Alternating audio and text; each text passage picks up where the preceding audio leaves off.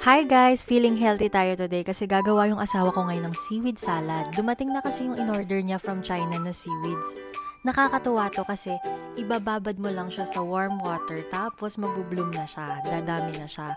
Parang yun sa Tin Tai Fung.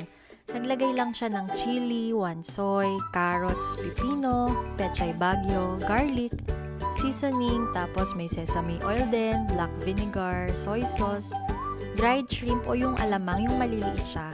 Tapos hahalu-haluin mo lang siya. Alam nyo, mas sasarap kung ilalagay mo muna sa rep para mas kumapit yung lasa niya. Ang sarap nito guys, tsaka pwedeng-pwede siya pang diet. Perfect din siya i-partner sa mga prito, ganyan. O kaya minsan, di ba, pag nagkikrave kayo ng medyo maasim na medyo maalat, ayun, ang sarap niya. Ang sarap niya ding papakin talaga.